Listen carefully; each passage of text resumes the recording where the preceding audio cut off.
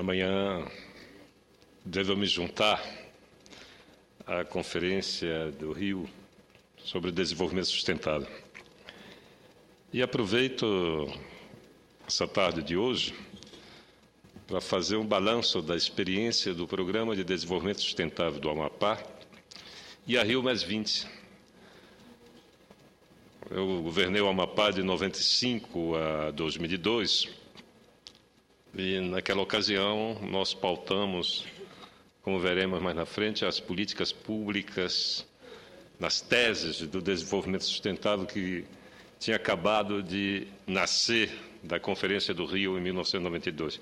E eu queria dizer ao senador Wellington que eu também tenho preocupações em relação às comunidades originárias desse país, os povos originários que merecem um tratamento respeituoso e, principalmente, que lhe seja reconhecida nessa esses séculos e séculos de sofrimento e, enfim, de massacres, e que agora nós temos que tratá-los como é devido. Eu acho que trata-se também, além do reconhecimento político, de uma necessidade humana de um relacionamento com a diversidade. Eu confesso que sinto-me recompensado com a abertura da Rio+20,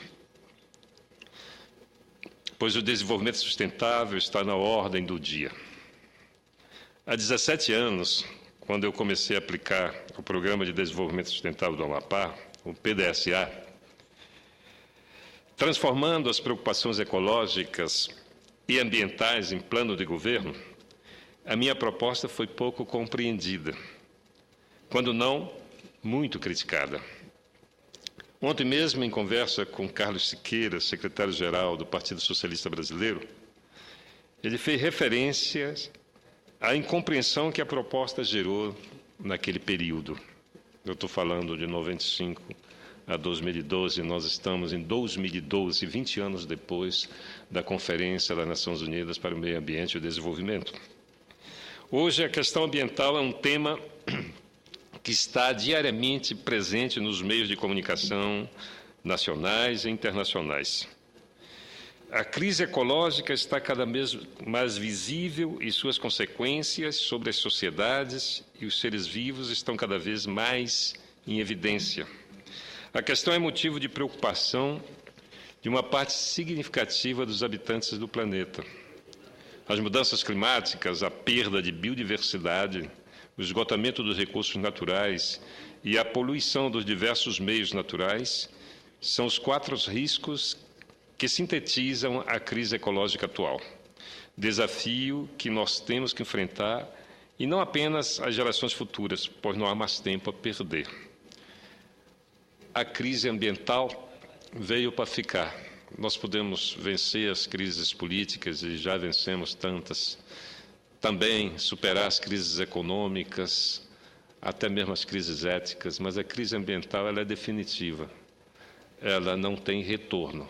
O que está feito não tem mais como ser corrigido. O que nós podemos é mudar de rumo, mudar de atitude e mudar esse padrão de consumo e de produção que norteia a sociedade global. A formulação do Programa de Desenvolvimento Sustentável do Amapá inspirou-se diretamente na reunião da ONU sobre Desenvolvimento e Meio Ambiente, a ECO 92, realizada no Rio de Janeiro, em junho de 1992, e também no exemplo dado por Chico Mendes, que terminou sendo barbaramente assassinado no Acre em defesa de uma outra relação com a floresta. O Chico Mendes acreditava que defendendo a floresta estava defendendo o emprego dos seringueiros e que poderia, além de preservar a floresta, de manter a floresta em pé para preservar os empregos, diversificar as atividades econômicas utilizando os recursos madeireiros e os recursos não madeireiros da floresta. De fato, 2 anos e meio após a reunião, após a ECO 92, decidi adotar o desenvolvimento sustentável como matriz das políticas de governo. Durante 7 anos e 3 meses, em que, pese incompreensões e críticas, esse programa foi posto em prática, mobilizando progressivamente diversos segmentos da sociedade amapaense, especialmente os excluídos. E aí estavam os índios como grandes parceiros dessa nova aventura humana. A despeito das dificuldades enfrentadas, as conquistas foram inegáveis. Graças a esses êxitos, o Amapá foi descoberto pelos meios de comunicação e foi colocado no mapa do país com notícias de projetos extremamente positivos.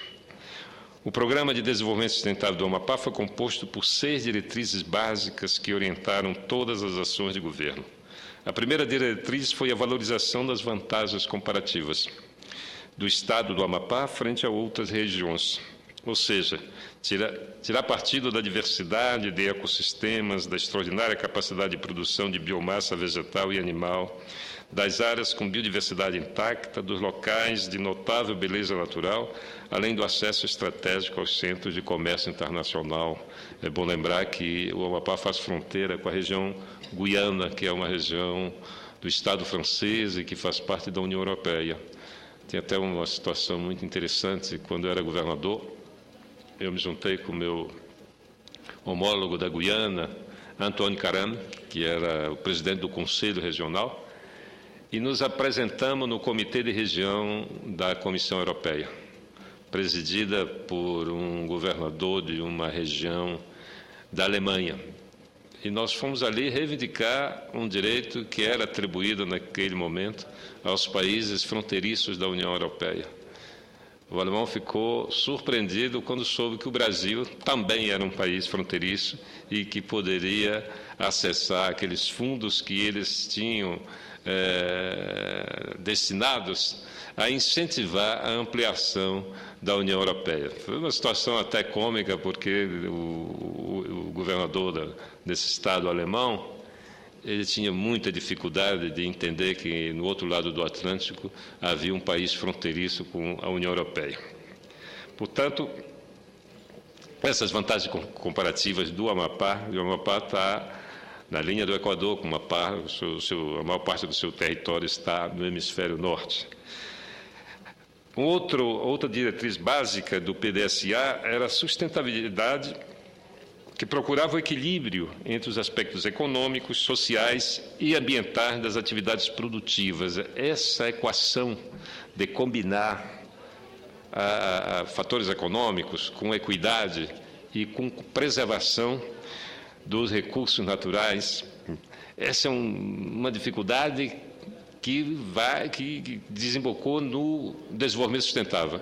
E hoje nós nos debruçamos no Rio no debate sobre desenvolvimento sustentável, sobre economia verde e sobre combate à pobreza. Ou seja, que não há como preservar os recursos naturais convivendo com a pobreza do lado.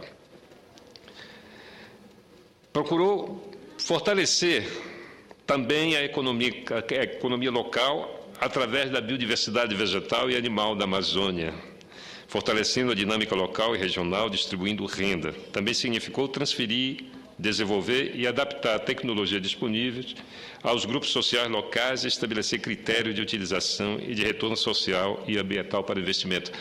Isso está na ordem do dia. Nós da Amazônia, que somos beneficiários do Fundo Constitucional do Norte, que é gerenciado pelo Banco da Amazônia, está na hora de sentarmos para debater a aplicação desse fundo.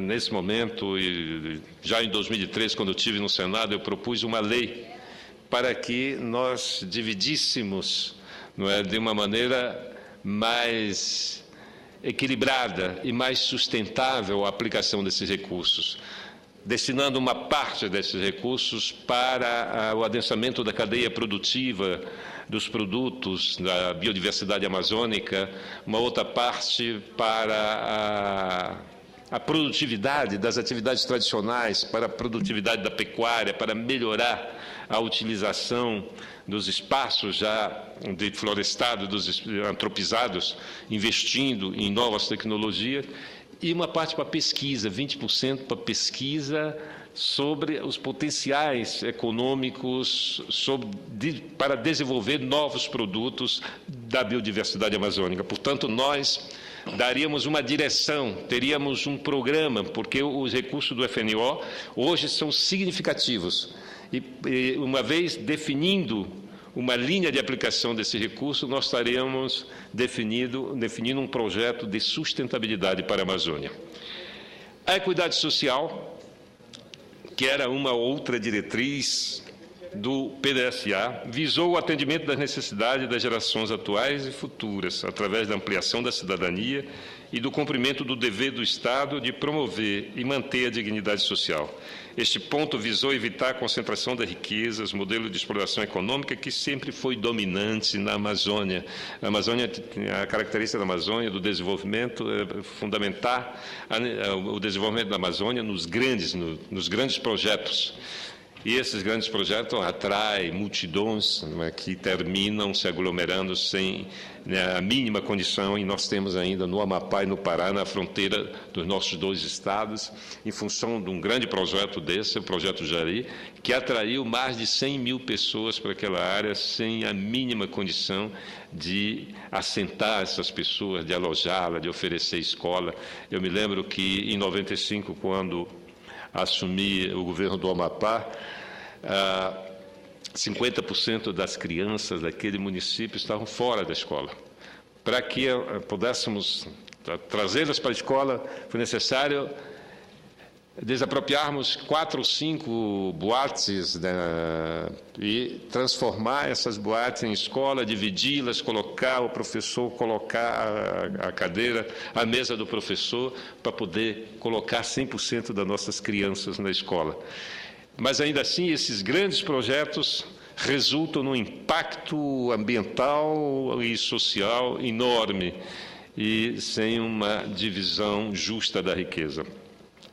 Uma outra diretriz importante foi a descentralização das atividades. O Brasil é um país muito centralizado até hoje. Você vê o governo federal, ele retém uma parcela significativa da energia produzida pela sociedade. O Brasil tem uma carga tributária elevada, situa-se entre a Alemanha e o Canadá, e a maior parte dessa carga tributária fica no plano federal, não é? E pelo menos 40% daquilo que nós pagamos vai para honrar os serviços da dívida pública, com juros e pagamento do principal, o que é muito para um país que precisa se desenvolver, precisa desses recursos para investimento. Por falar nisso, amanhã a presidenta Dilma anuncia 10 bilhões de reais para investimento, e os governadores estão vindo para cá. O Brasil precisa de investimentos, e nós deixamos de investir para pagar a dívida pública, e ao longo de muitos e muitos anos, e isso é que tem definitivamente atrasado o desenvolvimento do nosso país.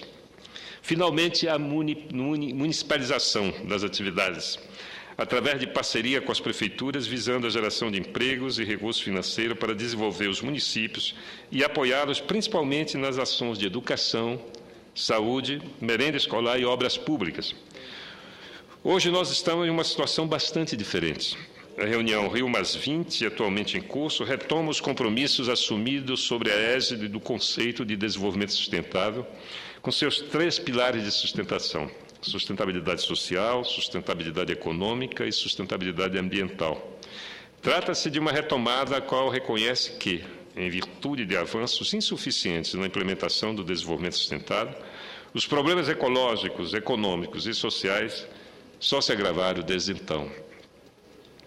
Na esfera econômica, a sucessão de crises econômicas financeiras coloca em xeque a capacidade de expansão econômica do modelo convencional de crescimento. Em termos ecológicos, os riscos saíram da bibliografia e dos debates científicos e técnicos para ganhar espaço no âmbito da sociedade civil. Eu me lembro muito bem que só muito recentemente que se começou a associar essas grandes tragédias ambientais à ação humana, mas ainda assim se coloca em dúvida se realmente os impactos são provocados pelas atividades humanas. Ouço com satisfação o senador Cristóvão. Na hora que achar mais oportuno, minha parte, senador. Não, Tá bom. ouço agora, senador. Senador Capiberibe, o senhor é conhecido e está na história e tem ganho muitos prêmios, como recentemente, por conta da sua luta pela transparência na administração pública, por conta do seu projeto de forma de licitar, que, se não impede totalmente, faz muito difícil haver qualquer tipo de superfaturamento, de corrupção, de dinheiro por baixo do pano, tudo isso. Mas pouca gente talvez saiba da importância que o senhor tem como um precursor no meio político da visão de um desenvolvimento alternativo, de um desenvolvimento que aí estão chamando de sustentável, que eu pessoalmente acho que a gente vai ter que inventar o nome certo. E o senhor não apenas tem sido dos primeiríssimos, 30 anos atrás, que começa a se convencer disso, na época em que muitos de nós da esquerda falava apenas em luta de classe, em distribuição da renda entre as pessoas de hoje. O senhor já falava na necessidade de pensar nas próximas gerações. E trouxe para o debate político a ideia da ecologia, do meio ambiente, da sustentabilidade. Mas, mais que isso, poucos sabem que talvez a única real experiência brasileira e das raríssimas experiências no mundo, daí os prêmios que o senhor recebe, raríssimas experiências puseram em prática, a partir de um governo de Estado, políticas de sustentabilidade. Eu tive o privilégio de acompanhar o seu trabalho como governador do Amapá, e faço questão de citar aqui uma figura formidável, que era sua admiradora, que é a senhora Danielle Mitterrand, que nós perdemos no começo desse ano, e que tinha maior admiração por ver no Amapá, não apenas porque tem uma fronteira com a França, que é o país dela, mas porque ela tem um compromisso com o local, ela tem um compromisso com o natural, ela tem um compromisso com as etnias. E ela via no seu governo, e eu acompanhei isso, uma experiência que, de fato, trazia os problemas da globalidade do planeta para a gestão local, que é o que falta hoje. Porque, primeiro, pouquíssimos têm a visão do problema planetário. Outros até que têm, mas por razões eleitorais não têm a ousadia que o senhor teve no seu governo, de tentar o novo, de tentar o diferente, de ser capaz de substituir as misturas fabricadas por uso de castanha e de outros produtos locais, por procurar soluções sintonizadas com a cultura do povo. Eu fico muito feliz de estar aqui na véspera da Rio+20, debatendo com o senhor, porque o senhor não é apenas daqueles que, em primeiríssimo lugar, despertaram o próprio problema. Não, o senhor é mais que isso. É um daqueles que, na hora de exercer o poder, soube pôr em prática aquilo que sonha, aquilo que pensa, que é o modelo de desenvolvimento sustentável.